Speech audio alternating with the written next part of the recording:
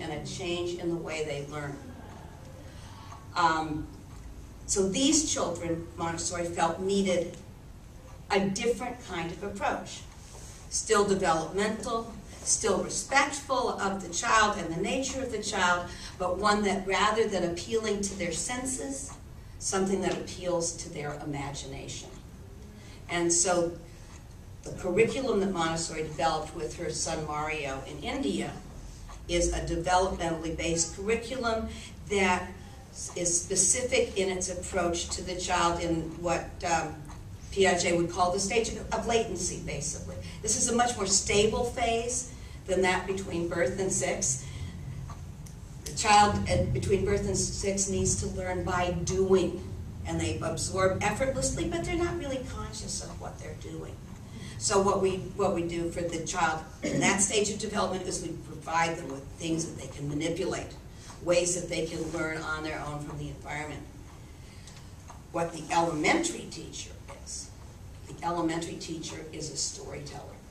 And the elementary teacher is one who really can appeal to the imagination of the child, can kindle that flame of interest and then get them going so they will begin to discover where the things are that they are really interested in and begin to be able to do their own research to discover more. Now, what Montessori calls her curriculum for the child between 6 and 12, she calls it cosmic education. Now, some people hear that and they say, what are you talking about, cosmic education? That sounds like the 60s. But it's really not that at all. What it is it's a form of education that's based on giving the child the big picture, the story of the universe.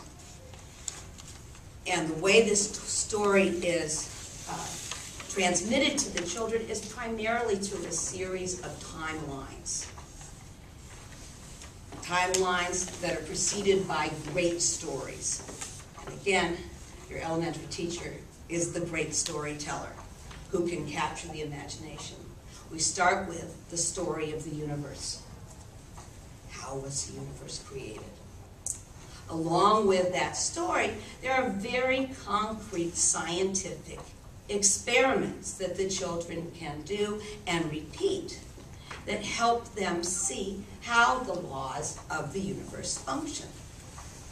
Things that have to do with magnets, things that have to do with electricity, things that have to do with gravity. So they have a real concrete experience in their own venue that they can then use to say, ah, so it must be something like that that went on in such a large scale in the universe. So first, and again, to capture their imagination, one of the first things that we use is a huge timeline that's just as black. And you unroll it and unroll it and unroll it and unroll it. This is all the time that the earth has been around. You keep unrolling, you keep unrolling, you keep unrolling. And it goes all the way across the room, the size of the very end. There's a little teeny red part. And that's the amount of time that life has been around. And again, they see this huge picture. So we go from the story of the universe, the solar system, and then the story of the earth. Then we have the timeline of life. How did life begin? In the seas. And some things grew to be huge, and then they died out. And some things learned to adapt, and they continued on. So there's some very interesting things to be learned from the timeline of life. The way the children work with the timeline of life is through identifying the different creatures by name and then matching them to their time period. So they have a wonderful picture of where everything fits in. During their 3 to 6 time, they wanted to know what's that, what's that, what's that. They were learning to absorb and they could absorb the names, and they learned the names of all the dinosaurs. Right? and all of the creatures that they were so fascinated with. Well, now, between 6 and 12, they see where all these whats fit, and they begin to think about why. Again, we have the timeline of life. From that comes the timeline of man, the timeline of humans. And we see again the evolution from early man through agricultural societies to the beginning of cities, and then we have the timeline of civilizations.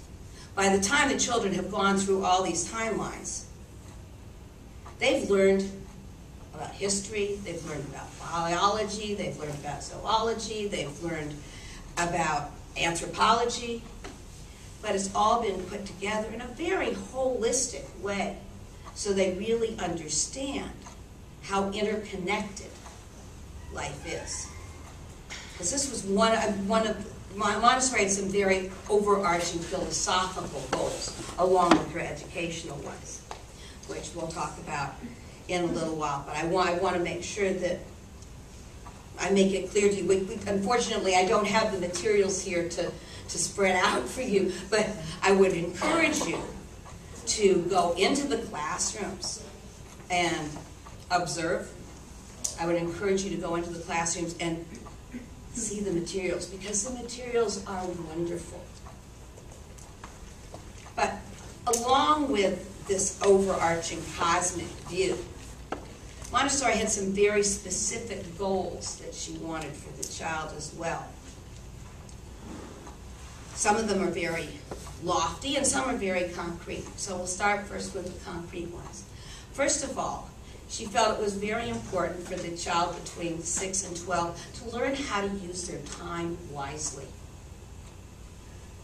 To know about themselves enough to know what kind of a learner they are. We all know that we are all different kinds of learners. Some people start in on a task and they just go with it and go with it and go with it and go with it until they finish it. Other people do a little bit of this and put that down and do a little bit of that and put that down. And that works very well for them. That's why in a Montessori environment, for the 6 to 9 and 9 to 12-year-olds, you'll see that they have a very long period of uninterrupted work time so that they can figure out how it is they need to learn. Instead of, as in a more traditional school setting, you would have, it's a very adult-directed situation where there's an adult at the front of the room and the kids are in rows in desks, and everybody, okay, it's now time for this. And we all take out our supplies for this activity, and we do that activity, and you know, it goes for 45 minutes and the bell rings, and then it's time to go on to the next activity, which is a much more factory kind of model of learning. And we are discovering more and more and more that the factory model doesn't work real well in schools. It doesn't work really well in business.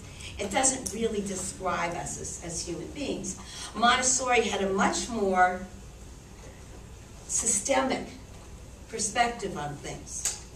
And she really saw how everything was interrelated and how each part of the system had to work well, to work to its utmost in order for the system to function. And so she really wanted each one of the children to begin to get a perspective on who they